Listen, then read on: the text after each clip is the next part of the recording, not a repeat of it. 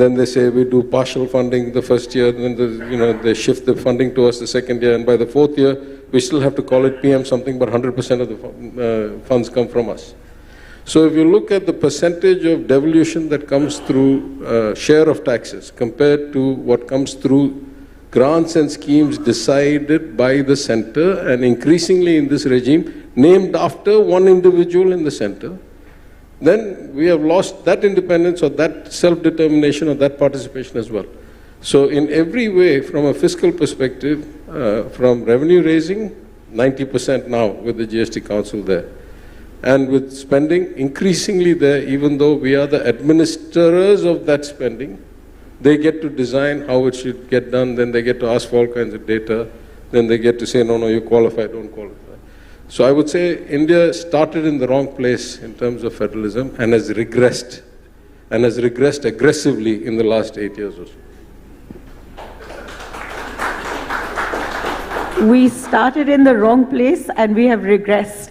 May I ask you, Ms. Reddy, for your view on that provocation, but also there was a third element to India's federal imagination, which was the local governments.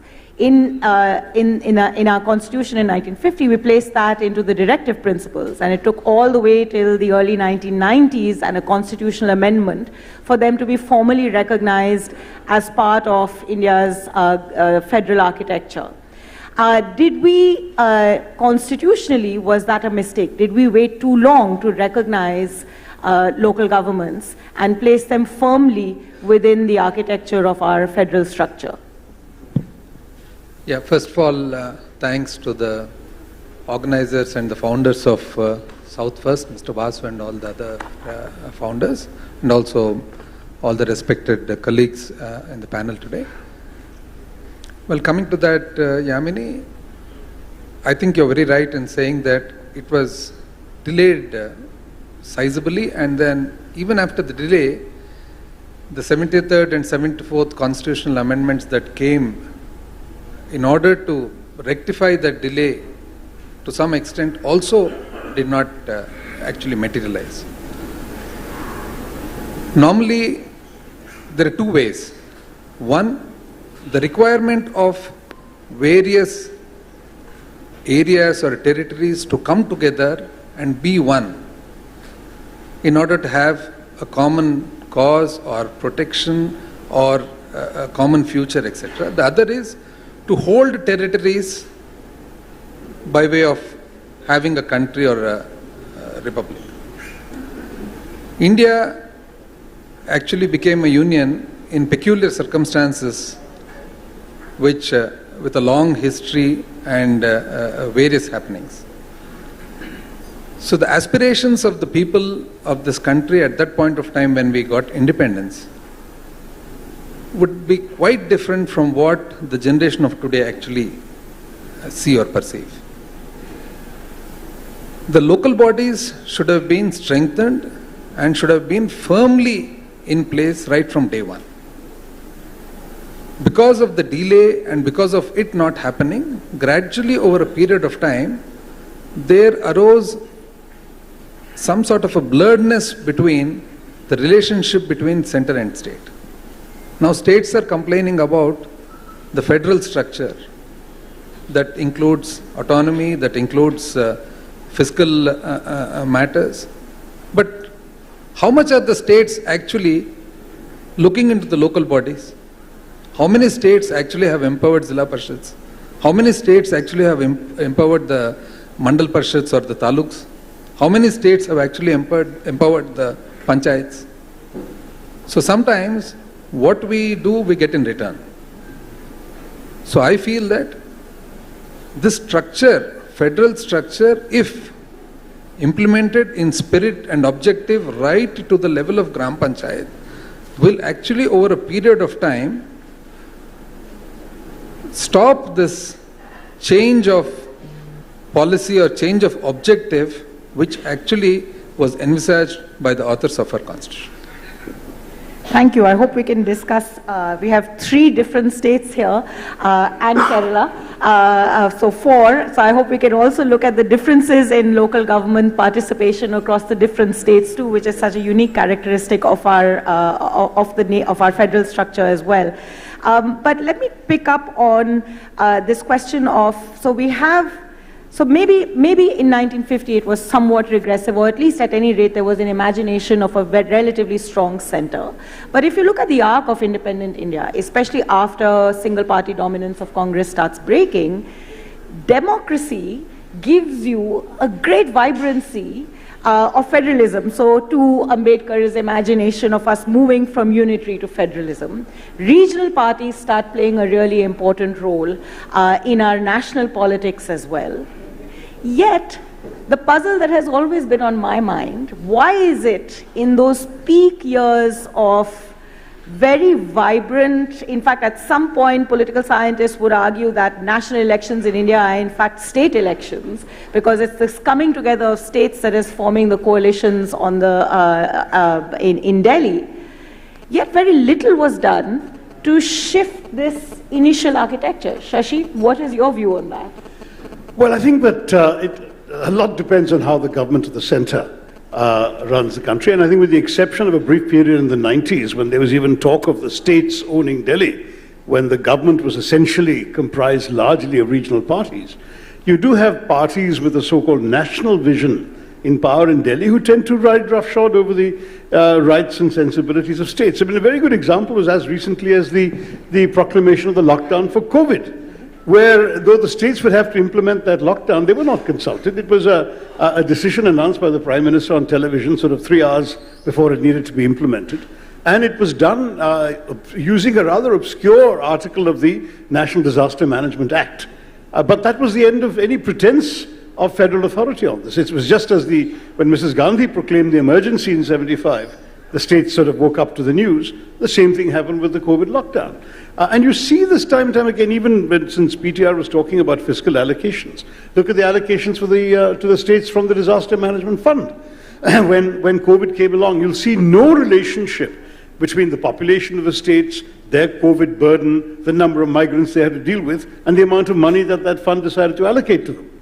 So we're seeing time after time the tendency of those in power in Delhi, using, of course, the argument of the national vision to take those decisions.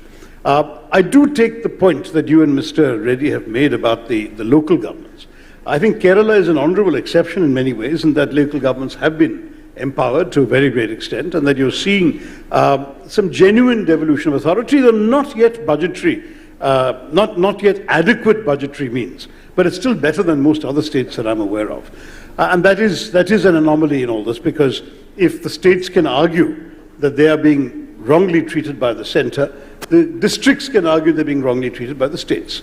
Having said that, the states have a good excuse nowadays, which is that the money they're getting from the centre hasn't gone up. It's very interesting when you saw the Finance Committee, the 14th Finance Commission, recommending a significant increase in the proportion of taxes that should be paid to the states. Promptly the central government implemented that and then reduced instead the amount of other tax they could hold on to. So the net result was a wash. I mean, the states didn't get a penny more, though the argument was they needed more money that they could have the discretion to spend. So there's no question that, I mean, as PTR has argued, that you are seeing a tilting of the scales towards the union government, and that's become more pronounced, it seems to me, in recent years.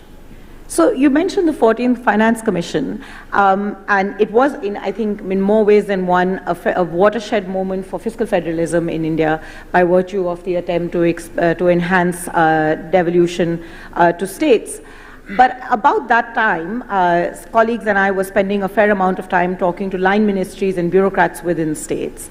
And one of the things that struck us a lot in those conversations is how much, at least the bureaucracy and the line departments, were unhappy, because what the center did was, having done the devolution, it reduced the allocations to several centrally sponsored schemes.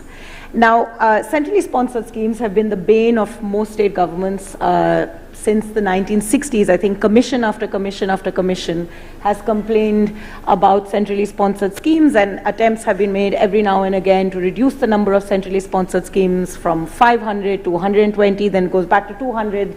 Now apparently it's 28, but it's actually about 150. And if you look at the DBT database, there's 400 schemes that the government of India has for which money is flowing. So these abound everywhere, and state governments complain a lot. But I was struck, and this is an open question to any one of you who would want to pick this up to answer, why it is that, at least in the bureaucracy, in that particular moment, there was great annoyance about the reduction of centrally sponsored schemes. In fact, it felt like we had just turned the clock to say, don't take those back, give them back to us all over again, line department after line department, not finance departments, though, and I'll come to that in a minute. But what is it about the tensions of these centrally sponsored schemes? They've always been there. Politically, it's always been a source of complaining. But whenever they get reduced, the argument is for more. I think Shashi lives in Delhi, he should take this. He has more interaction with bureaucrats. The three of you have full rights to answer that. Let me just quickly jump in. You know, I think when Shashi was speaking, I was thinking of how India has really become, you know, as Tyaga said, I think over a period of time, it has really regressed, and the spirit of federalism really it has come to a situation where now everything is centered around people and personalities. You know, there was a time, with all due respect, when somebody famously said, India is Indira and Indira is India. You know, the whole personality cult thing. Now, something very similar, but even more, possibly more drastic, you know, where stadiums are being renamed, where medical colleges are being renamed, and I'm guessing if the Union Finance Minister has a way, I think the new currency notes also will have, you know, the Prime Minister's image. Possibly they'll even replace Mahatma Gandhi's image. I have no doubt in my mind. Because, you know, we have a situation where it's funny, embarrassing, and also sometimes upsetting. We've had the Union Finance Minister here recently, a couple of weeks ago.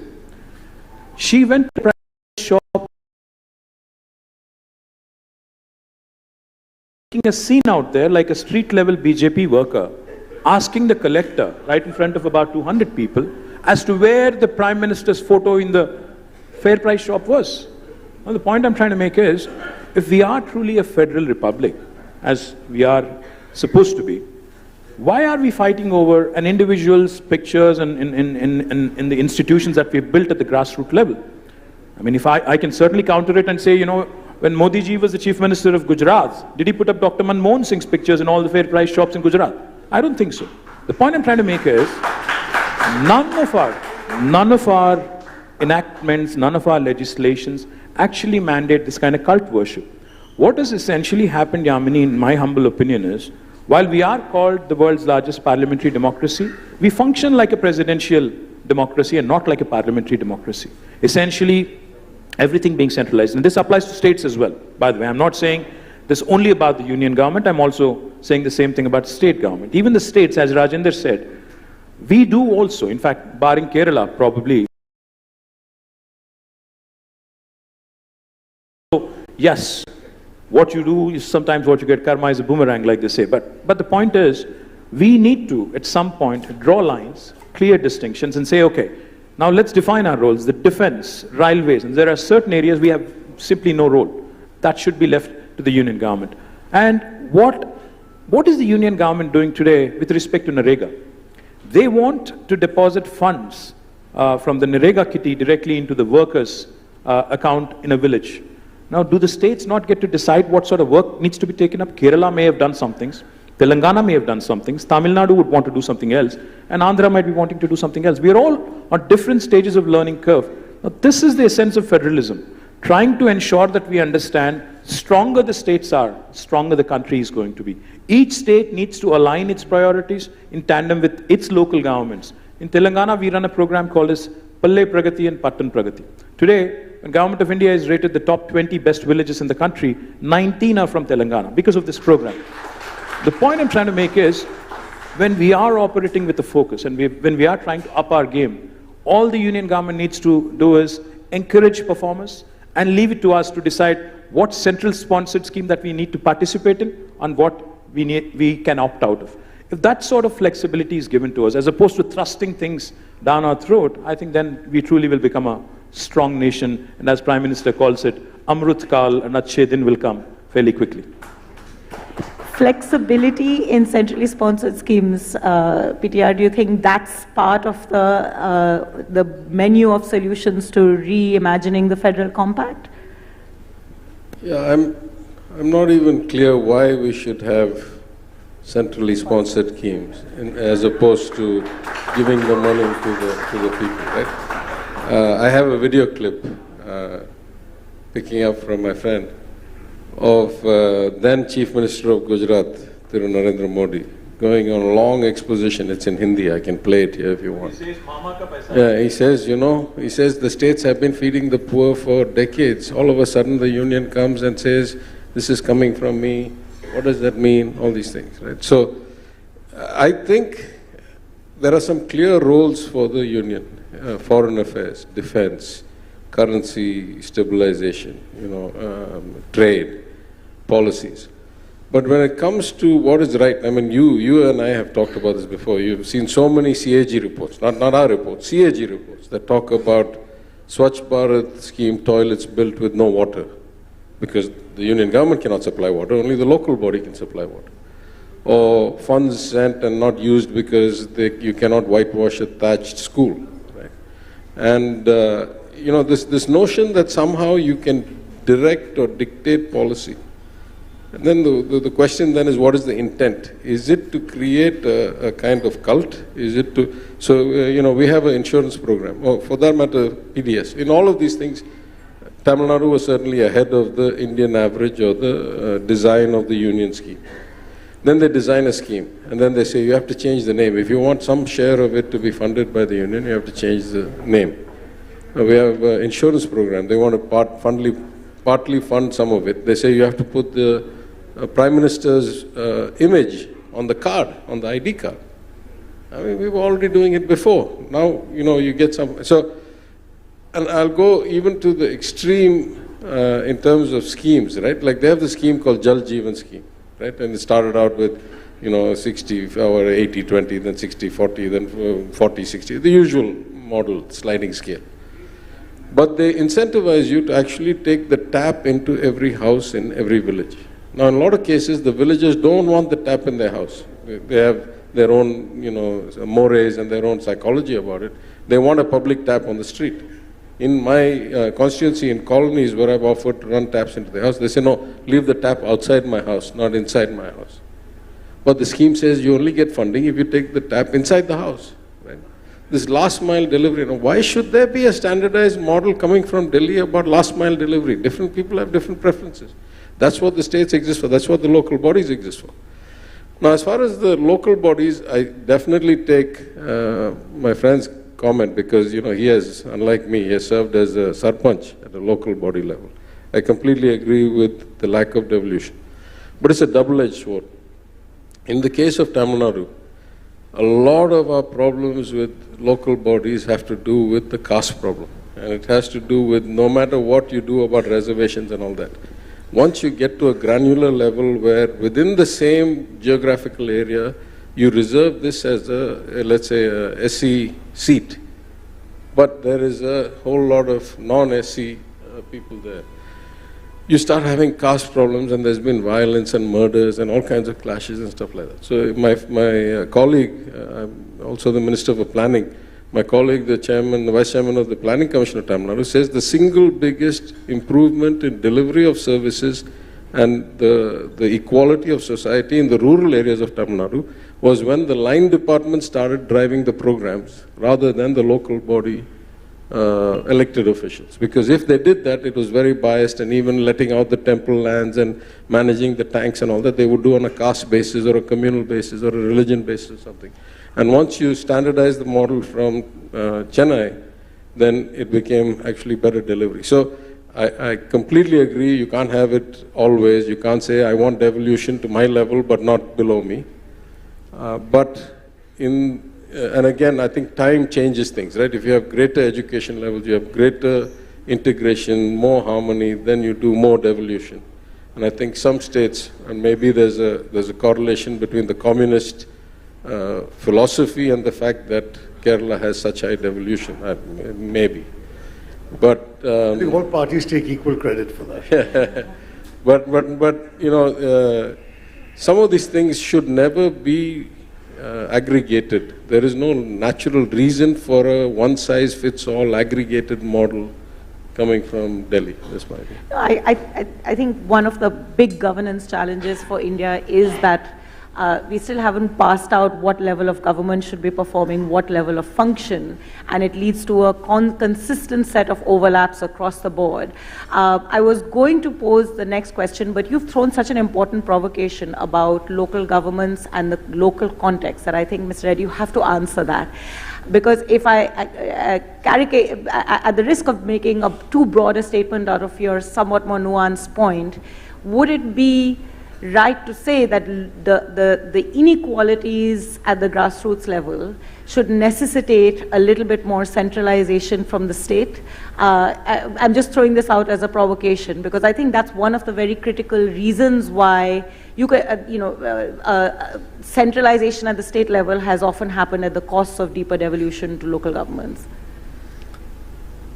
These things, Yamini, I feel are very state specific, with in acknowledgement and also due respect to the opinions of my colleagues here. Transgression of responsibilities and duties, overlaps, normally happen vertically. Now, the duty of a local body representative, a sarpanch or a taluk board president is well defined. But the MLA wants to go and see what all is happening, right from laying of drains to roads to water. This is clearly the role of a local body. And the MP also with the MP-led The fund. MP also. And now, MLA is transgressing into the local bodies, Parliament is transgressing into the legislatures, so is the result with regard to local bodies, legislatures and Parliament. Next comes whether there should be a more centralized monitoring and spending. I believe that in a democracy, ultimately, it is the elected representative who should have supreme power. He is elected by the public. If the public do not like his whatever capacities, there is always a provision to replace him when the period ends. But I have in my own experience seen that anybody who is elected by the public have a far better understanding of the needs of the public than anyone else in the system. And now when it comes to the expenditures that are made, now I, belonging to a state as well as to a regional party, at the same time, to be fair and be objective, the money that is being spent by the center for the schemes, central sponsored schemes, are outside of the money that is already devolved to the states. So, when the center spends certain amount of money on CASDS, centralized state development schemes, or the centrally sponsored schemes. So, centrally sponsored schemes are 100% spent by the center, and CASDS are partly spent with contribution by the state. So, these are framed in such a way based on the requirement. Now, as Mr. PTR said, there are state-specific, and as Mr. KTR also said, state-specific needs are there where maybe the CASDS have to be, the states have to be given a little more autonomy to design schemes that are more suitable for their requirement. But at the same time, broadly speaking, when the center is spending money for the public, if the state wants to have its own emblem or own mark or trademark, so also we should allow the center to do it. Okay, can I just interrupt for sorry to interrupt. My point is very simple, very straight. I agree with you and I don't have a problem with centrally sponsored schemes either.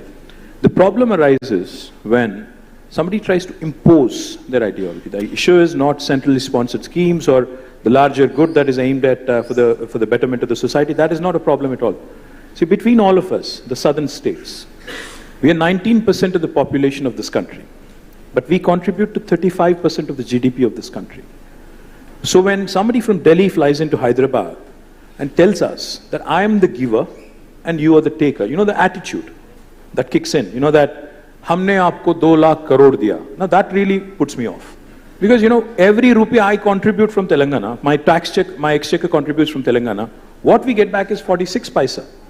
For every rupee that is contributed from the south of India, 35% of the GDP, we do not get back. I'm not even asking, I'm not even suggesting that I get back every single paisa. I know that there is defense, I know that there is railways, I know that there are laggard states, I know that there are roles that the government of India needs to fulfill, which of course we are happy to contribute, and we are happy to, you know, as an Indian citizen, we are happy to, you know, be a part of the nation building. But the problem is the attitude of those who run Delhi. You know, they come with a chip on their shoulder and they tell us, listen, hum dene wale hain, aap lene wale hain. To isliye hum jab dete hain, hum jo kehte hain, whatever we say, you have to do. Now that is the problem. Because Andhra has a certain challenge. Andhra has certain, you know, projects that they would like to complete. In Telangana, in the last 8 years, we have completed drinking water connection to each and every home. In fact, that became inspiration to Har Ghar Jal. In Telangana, we have done some very, very focused programs on tank revival. In Telangana, we've also completed some large lift irrigation projects. So I have a different set of priorities from my friends here. Now, why should I not get to decide what I should do with my devolution money and with also my money that is being proposed in centrally sponsored schemes? The last thing I'll say is, you know, this whole myth about devolution, how it has been enhanced by Modi ji.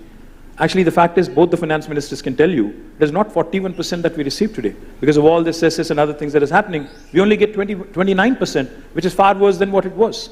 So this whole, again, abrogation of sorts of responsibilities, or, you know, this obfuscation that they indulge in, you know, and kind of try and take away the money that rightfully belongs to the states by way of imposing additional excise duties and other things. It is a travesty.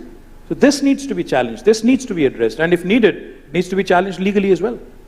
In fact, Yeah. So as Mr. KTR said, the actual increase in devolution and more autonomy to the state happened during the 14th Finance Commission while Dr. Y.V. Reddy was the chairman. Because the 14th Finance Commission felt that states ought to have more autonomy and independence into doing what they want with the money, and it need not be dictated by the center. But unfortunately, that 42 finally now comes down to only about 30%, 10% lesser than what we are entitled to get for various reasons, cesses, etc., etc. But then coming to the issue of center-state, I think this relationship between center, state, federal structure, etc., has to happen from top to bottom. It cannot stop midway or start midway. It has to start from top and go down up to the Gram Panchayat level. Only then everybody understands what the actual responsibilities are, what the actual authorities are, and what the duties are. Sorry, I just want to say one thing about centrally sponsored schemes. I mean, I'm relatively new in politics, but 15th Finance Commission Chairman, Mr. N.K. Singh, at some seminar we were at, he said there wasn't actually this whole, it wasn't like a constitutional carve-out that there should be centrally sponsored schemes. Certain governments started it. When states benefited, then they still had a say in its design, and it was a participative kind of approach. They didn't object. This regime has just taken it to extremes and made it dictatorial, and, you know, to suit their political needs as opposed to the needs of the people. But it's not like inherent in the constitution that there should be centrally sponsored schemes. It's not like they're particularly well designed to execute anything. I mean, as I think former Chief Minister of then unified Andhra said, the union is a myth, right? It's an integration of all the money that comes from the states, politicians that come from the states, IAS officers that come from the states, IPS officers that come from the states. It is a temporary gathering of people to facilitate the distribution, redistribution, devolution of what comes from the states. It's not like it drops from the sky to the union and then they divide it up to us, right? So this notion that there should be something that they know better than us itself is a flawed notion, right? There's no natural place for them to have this. And I mean, listen, I'm far, far less strident than the former Chief Minister of Gujarat, Narendra Modi, when he said the same things when he was Chief Minister. Well, when they abolished the Planning Commission, they should have got rid of the centrally sponsored schemes along with it, maybe. No, but I just wanted to pick up on a couple of things that came from that. In fact, when KTR was talking about the how much money Telangana gets back on the taxes it pays. Historically, the South has been subsidizing the North. There's very little doubt about that. And other states, I remember Mr. Siddaramaiah, when the terms of reference of the 15th Commission, Finance Commission came out, he pointed out that for every 1 rupee of tax contributed by Uttar Pradesh, the state receives 179 back, whereas Karnataka, rather like Telangana today, received 0.47. And he says, how long can you keep incentivizing population growth? Now, this ties into the question of central assistance because it's again striking, and this is not from him, I was doing my own research. Karnataka meets 72% of its expenses from its own state taxes, whereas Bihar meets just 23%. The remaining 77 comes from central allocations. So, unlike most other federal systems, India's revenues go disproportionately to our worst performing states. And those are usually states with poor levels of education, high rates of fertility and population growth. And the South, where these things are done better and there are high performance states by any yardstick, thereby gets short shrift, which is actually going to the heart of the issues of federalism. Because if indeed, as a result of the federal system, you're subsidizing the poorer performing states, in principle, no argument. But if the way in which it's done seems to reward lack of performance, population growth resulting from that particular misgovernance in some of these states, and those who are performing well get penalized. In other words, if Kerala runs much better health outcomes and much better educational outcomes, its reward should not be to get less money from the center for health and for education. But that's de facto what's happening. And this remains a serious problem, it seems to me, and goes to the heart of the whole question as to why many of the southern states are talking to you. I do want to join the others in congratulating the organizers for getting these fine minds from the south together. I think I'm the only one from a non-regional party on this panel, but the idea is precisely that it's high time we woke up to the fact that the south has real concerns. I just have one provocative thought for the finance ministers, and I think for all of us. You know, when we say federal, are we fully federal? Are we truly federal? You know, if you look at the United States, they are also a federal republic. In the United States, you know, this whole question about devolution, you know, collecting taxes and then devolving, as opposed to that, why can't we think and why can't we propose a system where even the income tax, even the corporate tax is actually collected and, you know, deducted at the source? Why should we pay to the center and then go to Delhi and line up each of our finance ministers and, you know, I wouldn't call it a bowl of sorts, but, you know, kind of make a request, plead with them, and then eventually get our money back a few months later? Why can't we actually be a truly, fully federal republic and actually start collecting taxes at the source, including income tax and corporate tax? To add to that, from a northern perspective, how do you then deal with the fact that growth paths have taken our country? When I said that, I mean our share of the income tax and corporate tax. I don't mean the whole thing. So, but I'm just going to throw out one element to this, which is the challenge of inequality. You have such huge convergence, such huge divergence, which all economic theory would have argued over time would have led closer towards convergence, but there's no sign of that convergence, and we still sit within the union. So there has to be equitable sharing.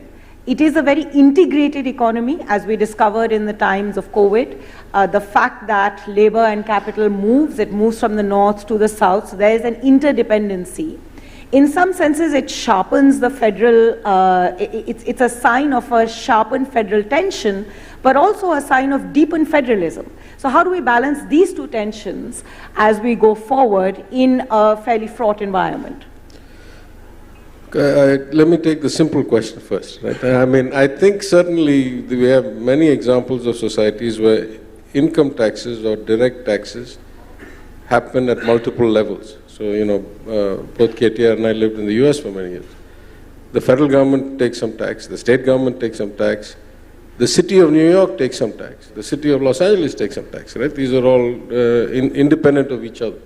So certainly at some point we have to say that the power of direct taxation has to be given to the states, whatever the constitutional need for that is. But there's a broader problem here. I think in no federal society are all people the same, right? Like economically, you'll always find better-offs and less well-offs.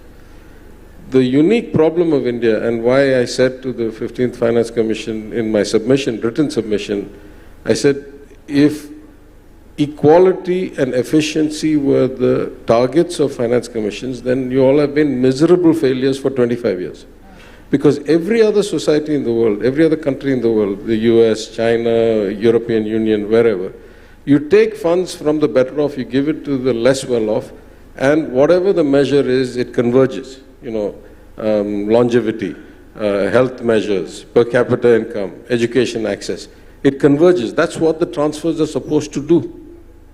In our case, not only it doesn't converge, not only it doesn't stay the same, not only it's diverging, it's accelerating in its divergence. So the ratio keeps changing again and again, and still the outcome gets worse and worse. Let's just take Tamil Nadu's case. At one point, we were roughly 7.5% of the population, 7.5% of the GDP, got about 7% of the tax devolution of that 32% that they devolved. Now we are less than 6%, I think, of the population, about 10.5% of the GDP, and we get about 4% of the taxes. That means for 25 years, these things have been going the wrong way, and we are not getting convergence. So there's something structurally wrong. And what's structurally wrong is not with us. What's structurally wrong is in those northern states where, despite getting massive devolution, despite getting massive transfers, they are not able to improve the quality of people's lives, the average education access, or the social development indicators or human development indicators. So if your measures on which you allocate, you know the formula for the finance commission, some population, some gap to actual, all these forest cover, land and all that. Clearly they're allocating the money on the wrong dimensions because they keep on allocating more money and things keep getting worse. So there's something profoundly wrong in the developmental model of the northern states, particularly the Hindi belt. That unless that is fixed, no matter how much money you transfer, you're not going to be able to fix the problem. You can do politics with it, but you can't improve people's lives unless you find out what that is. And I have written in my submission, one main thing they can fix is empower women, ensure girls stay in school, delay marriages, get them, better health outcomes. And they haven't done that. That's really, even a state like Gujarat that has slightly higher per capita income than Tamil Nadu, 50% or so of the girls around 18 are not in school. That's not true in any southern state, right? So there's something structurally wrong that money can't fix, that needs to be fixed some other way. Otherwise, we are just keeping on going the wrong way. No other country, no other union in the world has this bad an outcome. I completely agree with him on how miserably they have failed in the north. But they come here and lecture us, by the way. You have to admire their temerity. You have to really admire their guts and temerity to come to the south, lecture all of us on how to run our states and how to actually administer, and how miserably we have done vis-a-vis them. When the fact is, all the indicators, no matter what you take, all the human development indices, all the social indicators will show you otherwise. There is, I think what both of you are saying gets to the heart of the governance issue.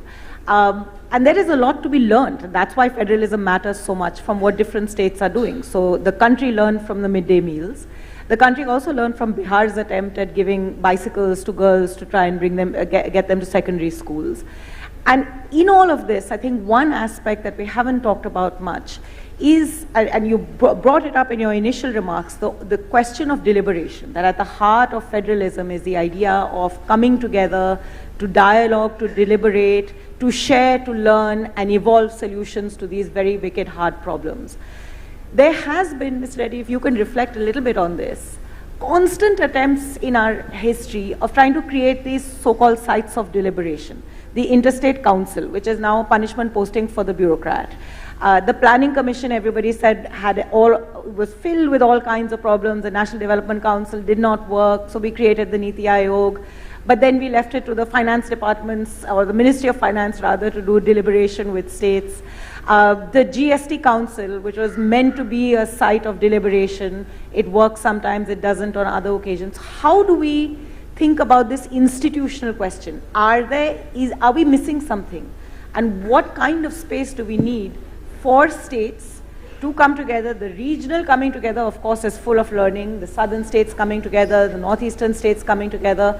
But there's a lot needed for this deliberative environment to come together. Is it an institutional problem as well as much as it is a political problem? I think it is both, Yamini. Of late, I think last year and this year together we had two South Zonal Council meetings. I think they were quite well held and we could see sizable outcome. Of course, I believe for a very long time Zonal Council meetings were not held. But again, coming to the fundamental question is, are we a union or a federation? Now, I know it's very difficult not to be speaking for autonomy, not to be speaking in favor of regionalism or sub-regionalism. Because once you speak about unitary, then it becomes dry. But at the same time, India, is it a federation or is it a union? Even though we have certain elements or quite a lot of importance given to the federal structure, we are basically a unitary country. That is the reason that more of power we have to reconcile and accept. Probably the reasons at that point of time would have been different from many other countries. Now you look at Russia, you look at what's happening in the UK, you look at Spain. See, everywhere you have this sub-regionalism to such an extent that there is a constant friction between the union and the states or the independent units. So for India to be one, there are various issues where we have to be large-hearted and given. Now, for example, I'll take the case of northeastern states. They barely have anything for them. It is the duty of us to support them. So we have to, at some point of time, feel that probably we are more fortunate. And because of us being more fortunate, it becomes incumbent upon us to support all the states that do not have certain or have natural disadvantages. So it becomes difficult when we actually compare ourselves to the West and especially to the United States of America. See, there it is a federation, it's a clear federation. Like Mr. Sheshi said in the beginning and Mr. KTR said in the beginning, it is basically a federation of states that were already there. Whereas we in India, at that point of time when we got independence, the complications were so huge. There were princely states, there were areas that were ruled by the British government, by the crown, and so many diversity in caste, creed, language. There are so many difficulties where unless there is some sort of a strong center and strong integration, it becomes difficult to hold on, I feel personally. Now, it becomes very nice to say that I am Andhraite. But at the same time, unless we say I am Indian first and then Andhraite, it is difficult for this country to survive. No, I want to make a slight distinction here. It's precisely because I'm Indian that I worry that all the money is being thrown into a well and no development happens in UP. Right? It's not the money that I begrudge. It's that hundreds of millions of fellow citizens are not getting development, are not getting growth, are not getting access. So it is because of patriotism. I'm not saying I don't want to give the money. I'm saying we are, just like KTR said, we are happy to contribute. We are well off. We are lucky. We have been well governed. We are educated. We want to help. But we should get something that helps our fellow citizens. If we keep on transferring the wealth and it keeps on going into, nothingness, into smoke, that's what we're concerned about. How do I say this? If it was just a zero-sum game that says who gets more, who gets less, etc., then it's a pointless debate. Why do we come to public life? We're not, just trying to, it's not like going to a casino and, rolling the dice, right? There should be some future vision of a better tomorrow than today. And that better tomorrow, it is hard to imagine a country where hundreds of millions of people get left behind and yet there is a better tomorrow. They also must participate in this. And that's a state problem, but the union trying to dictate a one-size-fits-all as the disparity increases is an exercise in futility at best, or some kind of, megalomania at worst. If I can just add a little bit to this. 42% was the devolution, vertical devolution by the 14th Finance Commission, and 15th Finance Commission actually made it 41. 1% going to the Union Territory of Kashmir. At that point of time, there was a lot of comment on why do we have to give that? But is it right? if we are not coming forward to give that 1% to an area, territory called Kashmir, on one point of view, you look at it from the state point of view, it might sound to be state advantages to the state. But when you look at it from the country's point of view, is it correct? That's my question. Go ahead. I just had one quick one quick point. You know, I've been a minister for 8 years. I've been a minister in the state for 8 years, and Honorable Prime Minister and his team have been in Delhi for the last 8 years. You talked about divergent India. You talked about how India is so different, how heterogeneous it is, how everything is different in northeast, west, east, south, etc. How many times has this government in Delhi made an effort to actually make us sit together? Because Prime Minister keeps talking about Team India. How many times has actually Team India sat together and tried to learn from each other? If Tamil Nadu is doing something very good in health, should I not learn from it? Should I reinvent the wheel? I don't think there has been a single situation where this government in India tried to actually say, listen, there are some good things that have been done in some pockets of the country. Why don't you learn from each other without reinventing the wheel? That has not happened. Second point, they talk about cooperative federalism. I mean, lip service is fine. I mean, it's all nice to hear all these nice, fancy words. The fact is there cooperative federalism in the way they behave, in the way they actually operate? No, it is coercive federalism. That's what they actually, in terms of actions, that's what they actually deliver. Sabka saath, sabka vikas. Seriously? Has it been happening? Has it really happened? I don't think so. In fact, the last point I would say, somebody was joking when I was walking in, I was preparing because, there are some very, very sharp minds here, so I figured, I should prepare. And somebody told me, this Prime Minister, for him, GDP is not gross domestic